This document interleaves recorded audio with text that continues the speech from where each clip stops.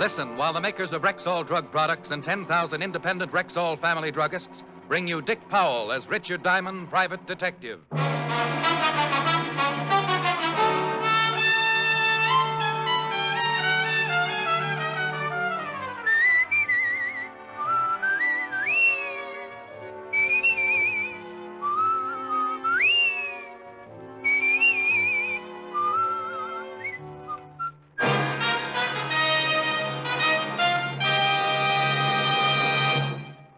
Good evening.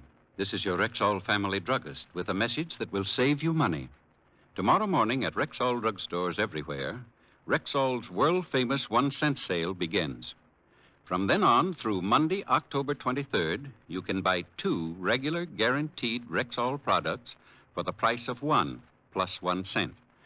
For example, the regular price for the 100-tablet bottle of Rexall aspirin is 54 cents. During Rexall's 1-cent sale, you get 2 bottles for 55 cents. That's right. Just a penny more buys twice as much. What's more, this offer of 2 for the price of 1 plus a penny applies to literally hundreds of items. From vitamins to mineral oil, from cold cream to iodine, from shaving needs to Christmas cards. And what's more important, these are Rexall products, and you can depend on any drug product that bears the name Rexall. Good health to all from Rexall. Now your Rexall family druggist brings you another half hour with Richard Diamond, private detective, starring Dick Powell.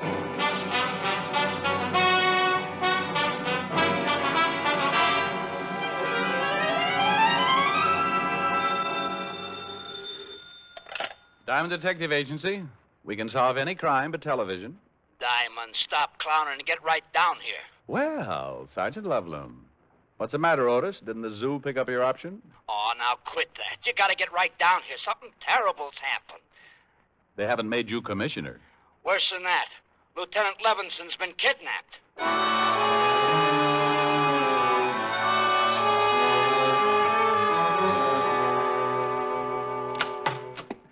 Diamond to see you, Captain. Hello, Collins. Oh, all right, Diamond. Otis just called me about Walt. Now, look, Rick.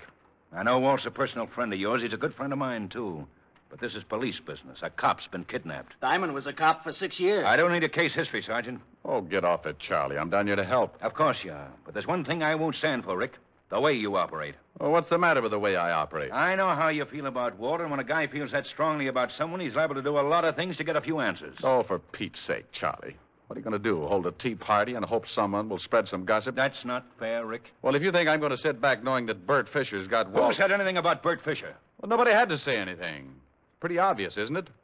Walt sent Bert's brother Art to the electric chair. Bert swore he'd get Walt for it. Fisher dies tonight, doesn't he? Yeah. Sure, I think it's Bert Fisher, too. And we're going to do everything about it we can. Bert's been to Detroit, hasn't he? Yeah. I've got a call into Detroit. Should be hearing any time. This phone call you got saying they had Walt. I didn't have time to trace it. The guy said Walt was being held, and when Art Fisher dies tonight in the chair, so does Walt. Charlie, I'm going to work on this thing whether you like it or not. Yeah, that figures. But I promise you, Rick, I won't save your skin if you get out of line. Any leads yet? No. You're rounding up the usual stoolies. Well, I know a couple of boys who might have a few angles. Who? Nobody who would give you any information. These guys aren't stoolies. They might tell me because I think they like me. You see, Charlie, sometimes it pays not to be a cop. I'll expect any information you get, Rick. Oh, sure. Well, I'll see you later. Rick? Yeah? Be a good boy, will you?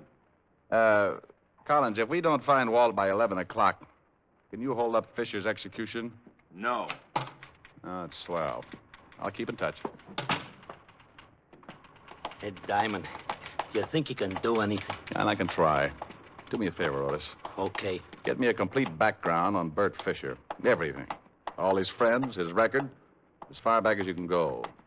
Gee, Diamond, I'm scared for the lieutenant. You're not alone with that one, Otis. In the Bowery, living in a broken-down rooming house, was a man. 20 years ago, he'd come to the big city with his trumpet tucked under his arm. He'd started playing with little combinations along 52nd Street, and pretty soon the word got around. Everyone came to listen to him. They called him the Dean of Jazz, and the title stuck. Then one night he had an argument with one of the Fusari mob. And the next morning, they found him in an alley, half dead, his face beaten to a pulp. It was a long time before the dean could get around again, and it was a lot longer before he could play his trumpet. And by then, no one would have him. He couldn't make enough with the horn, so he tried crime. And that's where I met him. I did him a favor, and a short time later, he went straight. He'd still kept his underworld connections, but he wasn't a stoolie. I'd just done him a favor once.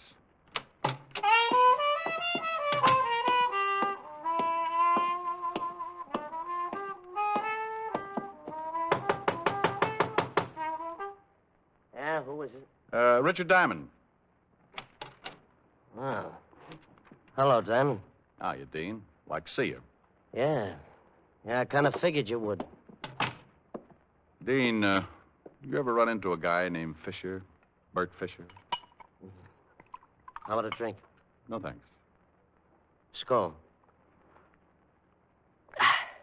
Oh, man, it's going to be hot today. This, Bert Fisher grabbed Lieutenant Levinson. Says he's going to kill him. Well, I can't help you. Oh, Dean, I just need one little lead to get started. Yeah, sure. Whew, I wish I had a fan in here. How's business? It isn't. I make enough to pay the rent. How about a few bucks to keep you going? Well, I ain't proud, but it won't buy you anything.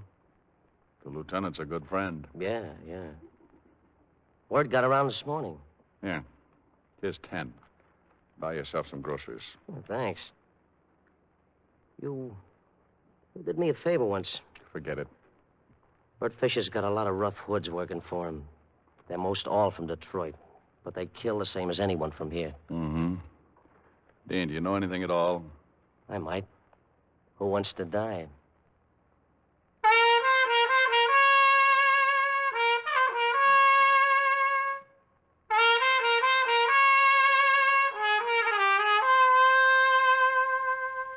Hey, still blow pretty good. Sure, me and Bix. Well, I'll see you around. Yeah, thanks for the 10. Oh, Dean, about 11 o'clock tonight, play a few bars of the funeral march. Oh, Diamond, Yeah? you remember this tune, don't you?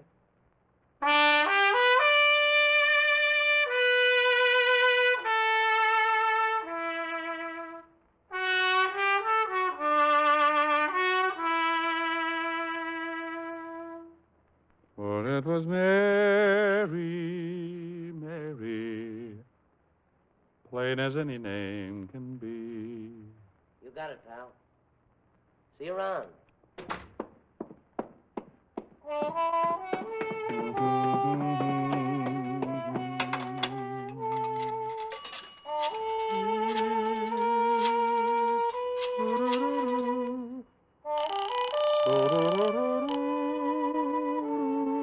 Precinct Sergeant Loveloon. Oh, this is Diamond, Otis. What'd you find out? Oh, I got reports on everybody we know is connected with Bert Fisher. You want me to read them off? Anybody on that list named Mary? Mary? No. These guys are all named Hallelujah or something. Look, check all of those names and see if Fisher or any one of his boys ever knew a girl named Mary.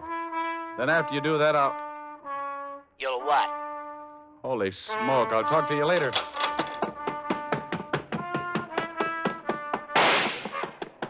Dean! Dean! Dean! Dean!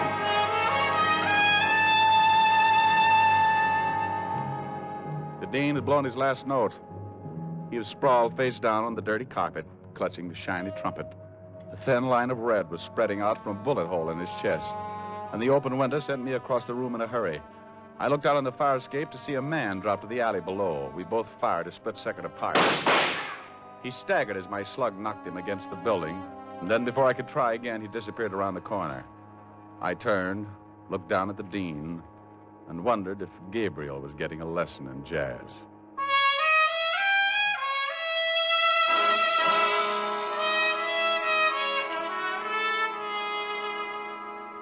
Diamond, I warned you before you left here Okay, Charlie. A nice guy's been killed, but all the crying in the world isn't going to help.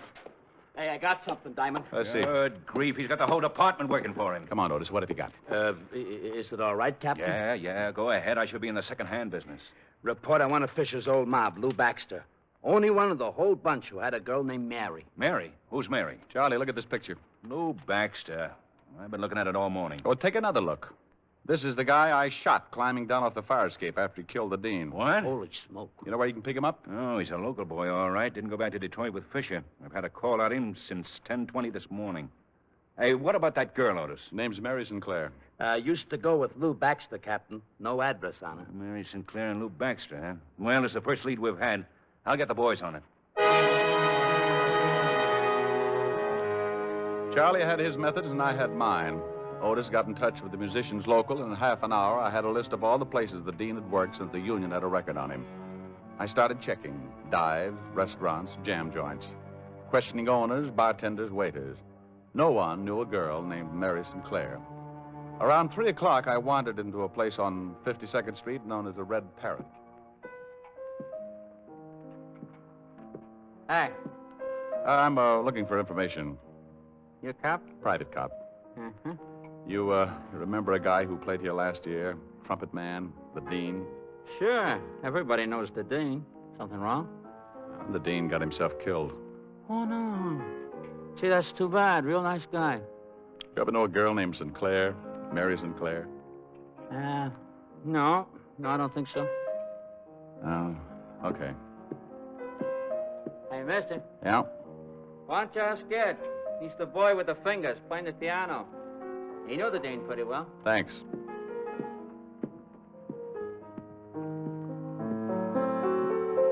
You, Ed? Yeah.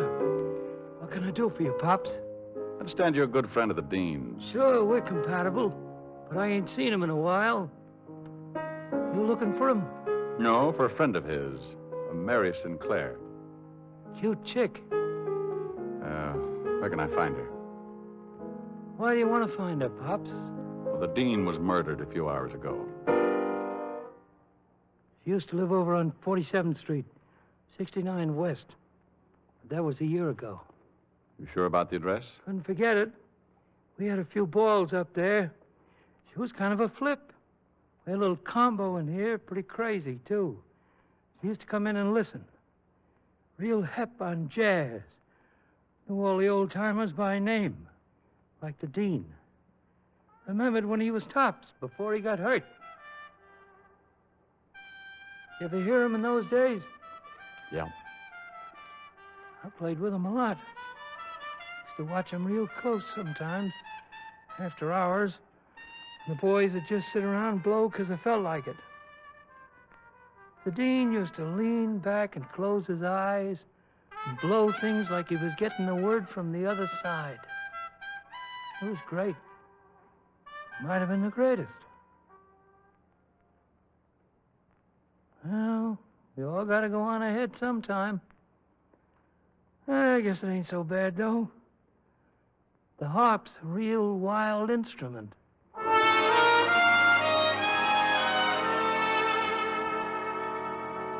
I left the piano player and headed for the address he'd given me. There was a good chance Mary Sinclair wasn't living there anymore, but it was the closest I'd come to any kind of a lead. When I got there, I held my breath and looked at the mailbox. Score for Diamond. Miss Mary Sinclair still lived in the building.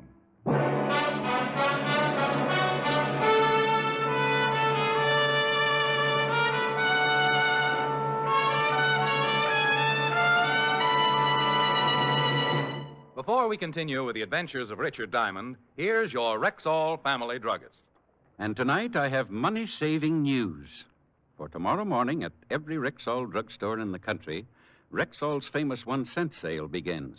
The sale where you get 2 fine-quality, guaranteed Rexall products for the price of 1 plus 1 cent. Exactly how does that work?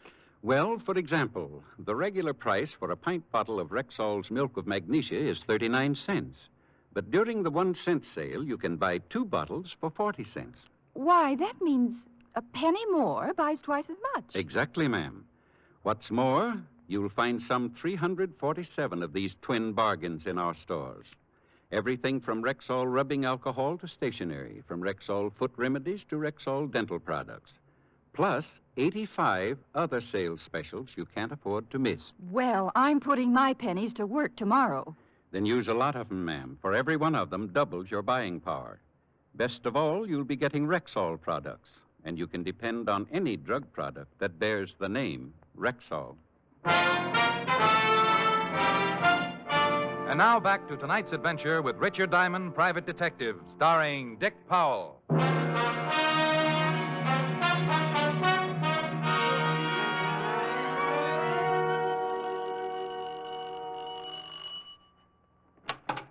Yeah?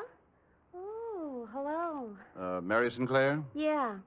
Whatever you're selling, I'll take a dozen. I'd like to talk with you. I'd like you to. Some other time. I'm busy right now. I'm afraid this can't wait. It'll have to, baby. Give me a call.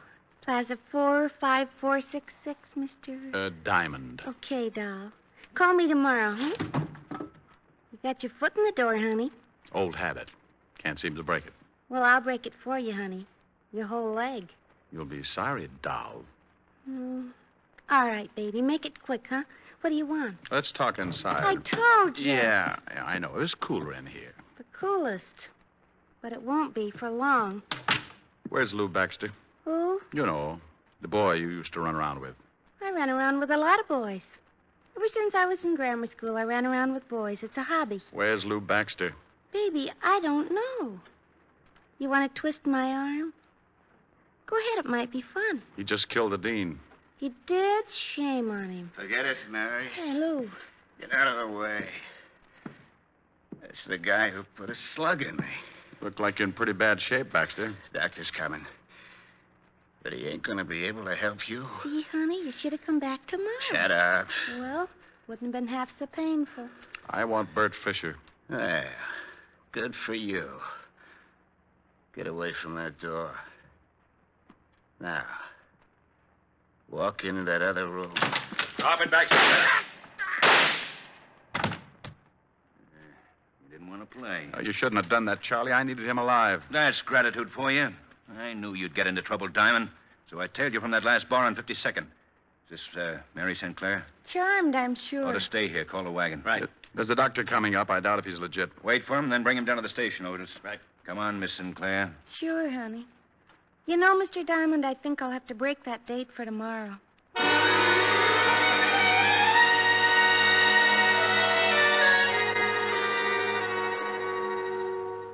Here are Baxter's things, Captain. Watch, wallet, nothing much. Yeah, let's check the wallet. Book of matches. Danny's Diner, Route 51. Check on that, Otis. Right. Nothing much in the wallet. Social Security, driver's license, some money. Quite a lot of money. Want to take a look? Yeah. No addresses, huh? Here's a ticket to a shoe repair shop. Well, nothing much here that would give us a lead. Yeah?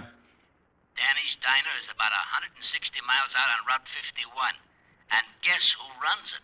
Oh, Chino Amalo. that does it. Call the authorities in that area. Right. Chino Amalo. 8 years for armed robbery. Used to work for Bert Fisher. Yeah, maybe this is it. What time is it? Going on 7. This better be it. We only have 4 hours, and you got to drive 160 miles.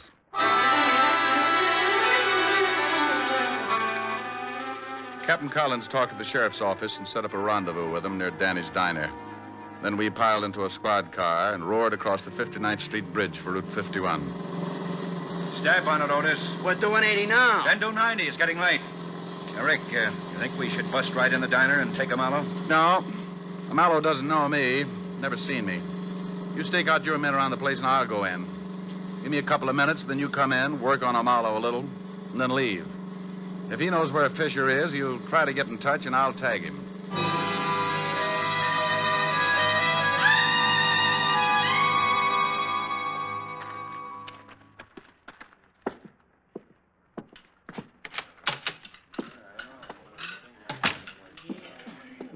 Something for you? A cup of coffee and a piece of pie. You got raspberry, chocolate, lemon, peach, custard? Raspberry. Yeah.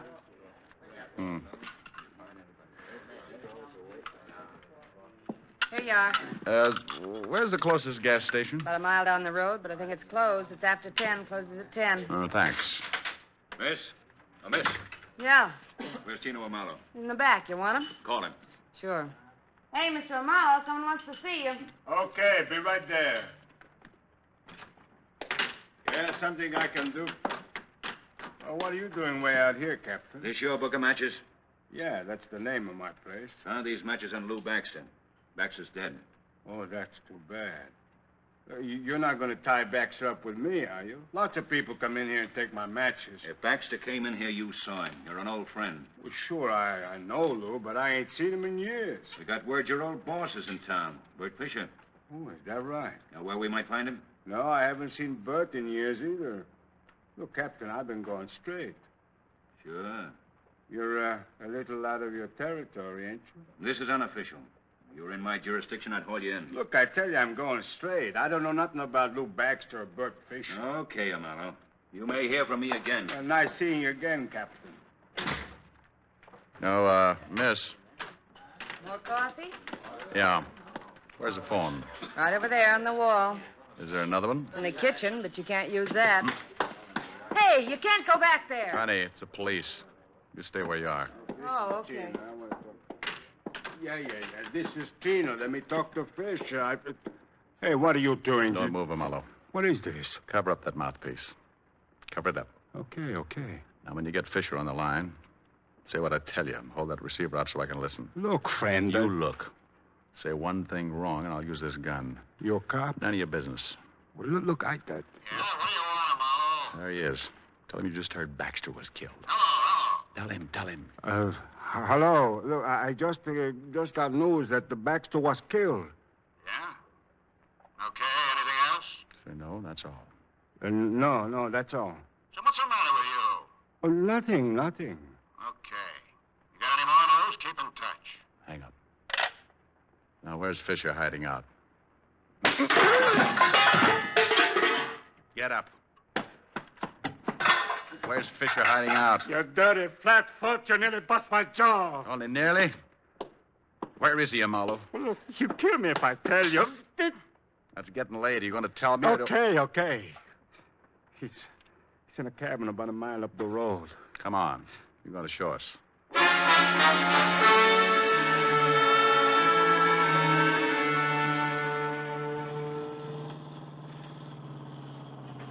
It's just around that bend. We better get out here and walk. How many men has he got in there with him, Chino? 2. Whose cabin is it? Mine. Otis, get out and tell the rest of the men to douse their lights and come over here. Right, Captain. Here's a piece of paper. Draw us the floor plan of that cabin. Here, I'll give you some light. Okay, go ahead, Amalo. How many rooms? 3. Mm-hmm. Hey, we're all set, Captain. Okay. One big room with a door here, a kitchen here, and a bedroom here. Oh. Where's Lieutenant Levinson? I only been up there once since they got in. He was in the bedroom. How about closets, back door? One closet in the main room here, one in the bedroom here. Let's see, a broom closet in the kitchen and the back door here. Has it got an attic? No. Where's Fisher's car? Parked around the back in the shed. Okay, I'll have the men stake out the place. You're going to take me up there, Amalo. Me? He's going to take us up there. You're a civilian, Rick. If there's any shooting to be done... If there's going to be any shooting, I'm going to be in on it. Wait a minute. Who said I was going to take you guys up there anyway? I did. I told you everything I know. I ain't going to get my head shot off. You're going to walk us up there, Marlowe, and you're going to knock on that door. No. And you're going to get them to open up. Look, they're loaded with artillery, shotguns. When the door opens, you duck. Look, it's suicide. You heard what the captain said, Marlowe. I'm a civilian. Without a badge, I'm allowed to get pretty nasty with you. Look, you can't make me do something I don't want to. I know my rights, Captain. You know something, Rick? I think I'm catching a cold. I can't hear a thing. Hey, now, wait a minute. I'll go check the men. I trust you'll not take advantage of the prisoner, Rick. I couldn't hear if he yelled or something. Wait. Okay. Fine cop. All right, let's go. All right, men. Yes, sir. Listen now. I'm going up with Diamond. 3 of you take that side of the house. 3 take the other. Yes, sir. You and you go around in the back to the shed where the car is. Yeah. Otis? Yeah? You and this man cover the front, but stay out of sight. If it comes, it'll come in a hurry, so close in fast. And look, boys, the lieutenant's in the back room, so try and be as careful as you can. All set? Yep. Let's go, Amalo.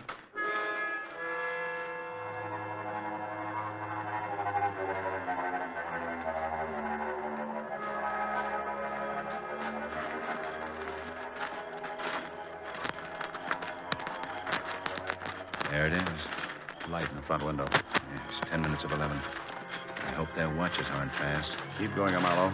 Okay, Otis. You two drop here. Right, Captain. Good luck. What are you stopping for, Marlowe? I just remember they told me to yell if I came up.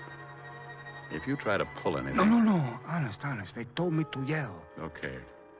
You stay here. We're going up on that porch. Count 20, then yell. And play it smart. I won't fool with you, Mallow. Okay, Captain, but I'm scared stiff. You're not alone.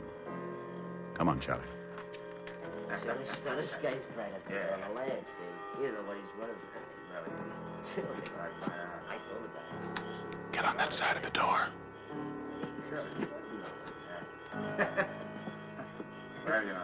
Hey, Bert! Bert, it's me, Chino. Hey, Bert, I gotta see you. You alone? Yeah. Can I come up? Throw a light on him, Ed. Okay, come on up. Get him right. Why are you getting top? One going into the room. Look out! Okay. Don't shoot anymore. I'm hurt. See you, Walt, okay. Walt? Well, it's about time. Get these ropes off me. You okay, Walt? Yeah. Thanks, Charlie. What time is it? 11 o'clock. Happy birthday.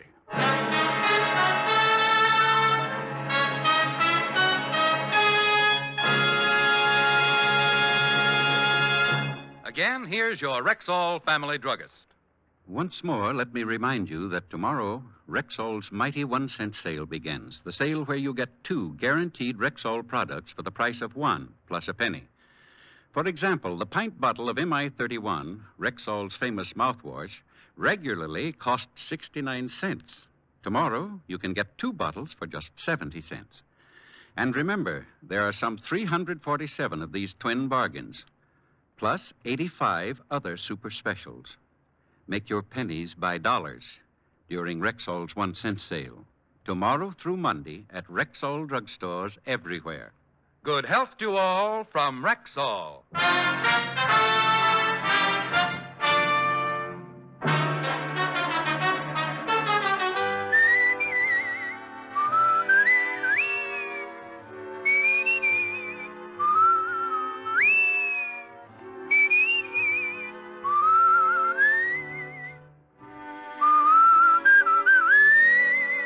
Richard Diamond, Private Detective, stars Dick Powell in the title role and was written by Blake Edwards, with music composed and conducted by Frank Worth. Dick Powell can soon be seen in the Metro-Goldwyn-Mayer production, Bright Cross, in which he co-stars with June Allison and Ricardo Montalban. Featured in tonight's cast were Wilms Herbert, Bill Johnstone, Sidney Miller, John Stevenson, Arthur Q. Bryan, Virginia Gregg, and Jay Novello. Richard Diamond, Private Detective, is produced and directed in Hollywood by Jaime Del Valle.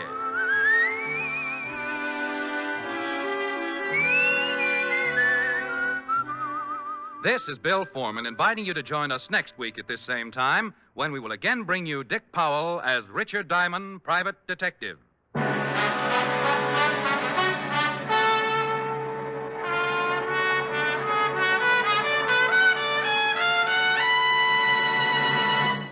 Remember, tomorrow starts the 4 biggest bargain days in the year. Rexall's nationwide 1-cent sale. The sale where you get 2 top-quality guaranteed Rexall products for the price of 1 plus 1 cent. Remember, tomorrow, Friday, Saturday, and the following Monday, just step inside a Rexall store where you buy twice as much for a penny more.